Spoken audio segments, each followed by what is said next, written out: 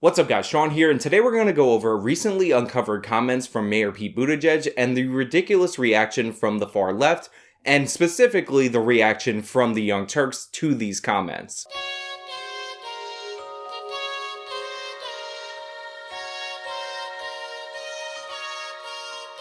Now, I first caught wind of this story last week before the holiday weekend, and I knew for a fact that I was definitely going to make a video on that. And the reason why is because after listening to what Mayor Pete Buttigieg actually said when he was a then candidate for mayor in 2011, I realized that he was being completely misrepresented by the far left media. And in actuality, not only did Pete Buttigieg not say anything wrong, he also didn't say anything that is outside the progressive orthodoxy.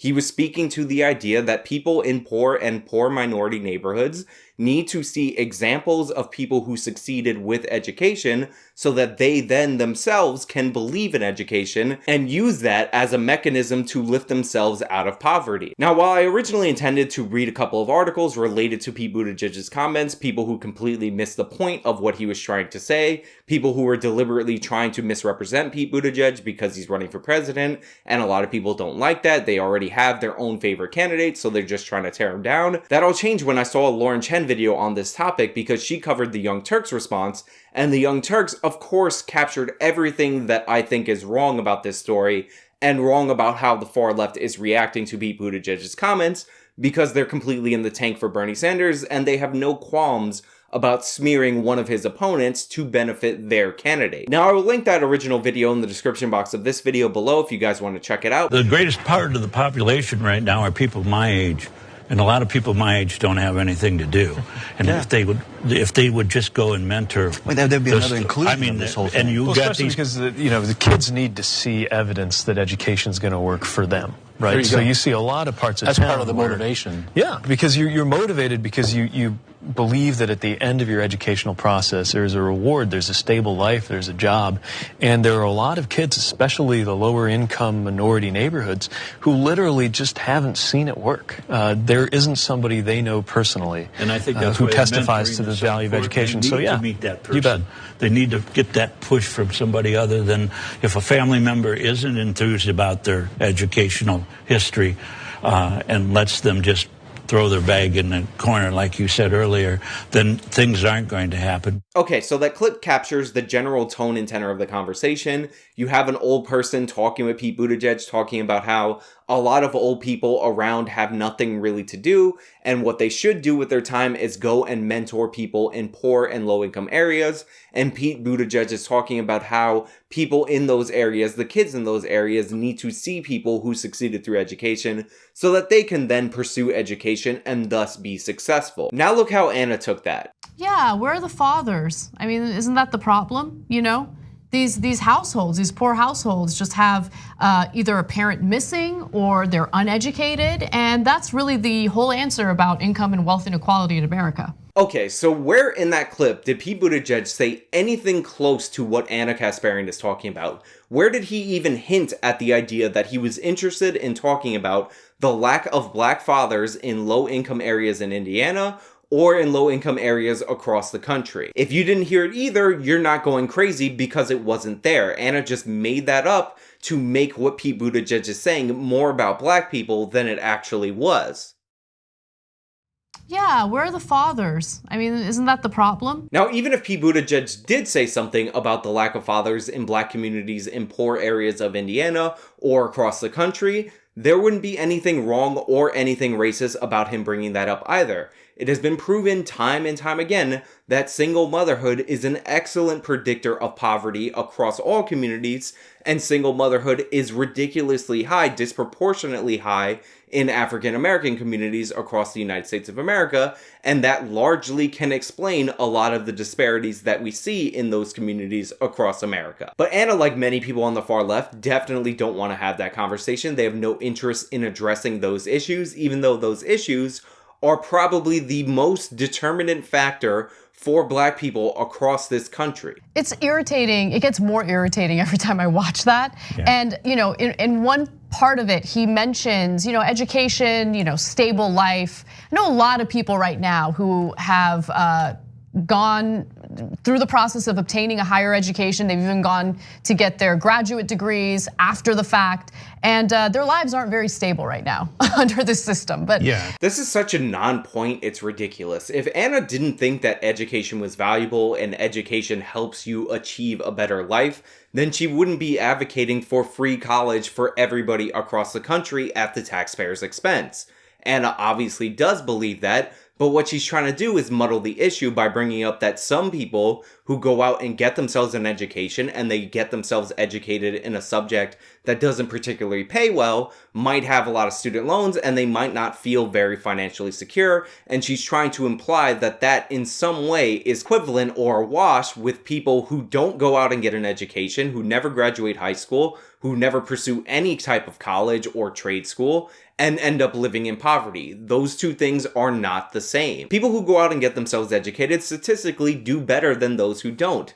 That is statistically provable. Sure, if you study a field that doesn't produce value and you borrow way too much money to study that field that doesn't produce value, you'll end up with a lot of student loan debt, but you can avoid that debt by either going to cheaper schools or studying in a field that is more profitable, or both. But it's incredibly disingenuous to compare those who earn more and are generally more better off but have some student loan debt to people who never finish high school. No, of course, the part that's most infuriating is the moralizing. Like, it's not that you didn't have opportunity, that it's really your parents' fault and the culture's fault. This is so demeaning and degrading. Yes, you as a parent are responsible for the choices that you make before you have children.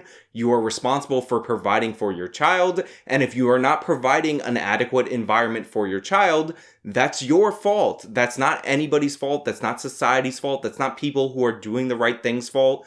That's your fault. And the attitude that everyone else is to blame and everyone else is responsible for the problems that you have is one of your biggest problems. It's one of the biggest things that's preventing you from actually succeeding in life. And then someone on Twitter, and a lot of critique of this, and Harriet's got the best one we're gonna get to in 1 second. But somebody else said, how come they never talk about that with poor white people? How come they never talk about like, what's wrong with their parents?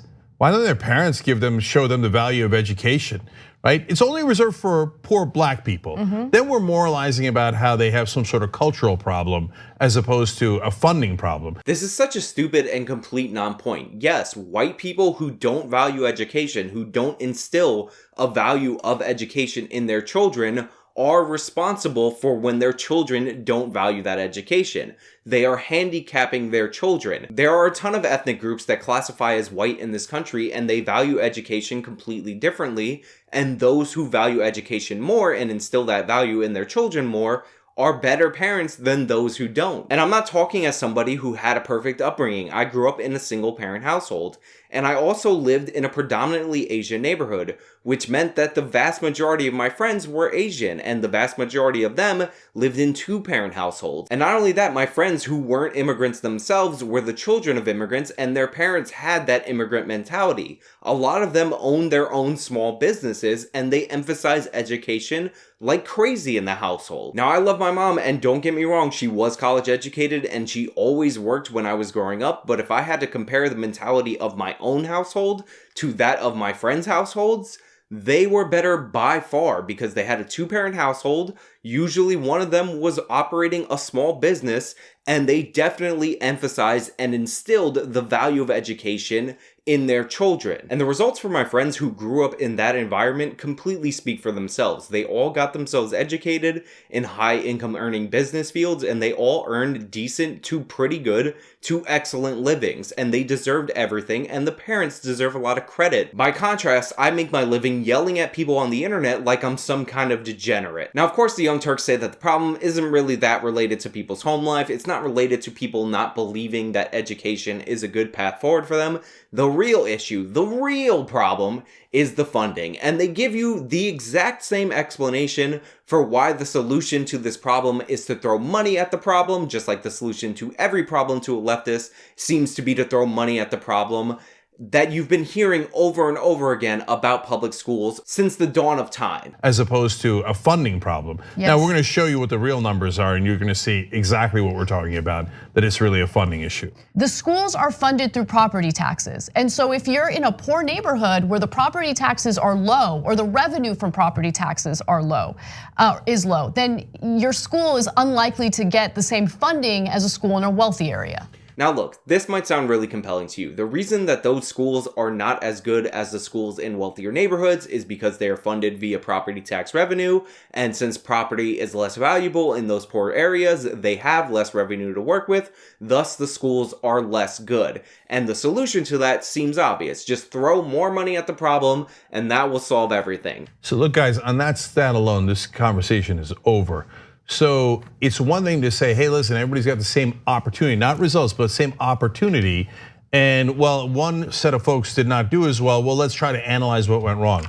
But that's not the case. Now, while I will admit that this argument sounds really compelling and outright convincing, I have to point out that this exact strategy has already been tried. As I talked about in a video that I did well over a year ago, the state of New Jersey actually passed a series of Supreme Court decisions called the Abbott decisions that ruled that it was a violation of New Jersey's state constitution to not fund all of the schools equally. So the state in New Jersey has been chucking out billions of dollars to the poor and poor minority failing school districts, and we now know the results of equalizing the funding in poor school districts to that of other school districts across a state. And it turns out that pinning the achievement gap on the funding gap is yet another political myth that never seems to die. The schools that got all this extra aid and all this extra money did not improve. And the reason why is that a student's home life is far more valuable and far more predictive of that student's success than the school's level of funding that that student will go to. Now I have one final point before I wrap up this video, and that is, if this wasn't coming from Pete Buttigieg, who is currently running against Bernie Sanders or Elizabeth Warren or whatever candidate that the far left is rallying behind at this moment, specifically Bernie Sanders for the Young Turks, then this would be praised, not condemned. And the reason I know that this would be praised and not condemned is because I did a video about Ocasio-Cortez's message from the future advocating for the Green New Deal, where she made the same exact point that Pete Buttigieg was making in these 2011 comments. 2019, I was a freshman in the most diverse Congress in history. Up to that point, it was a critical time. I'll never forget the children in our community. They were so inspired to see this new class of politicians who reflected them, navigating the halls of power. It's often said, you can't be what you can't see. And for the first time, they saw themselves. Yeah, because you're motivated because you believe that at the end of your educational process, there's a reward, there's a stable life, there's a job.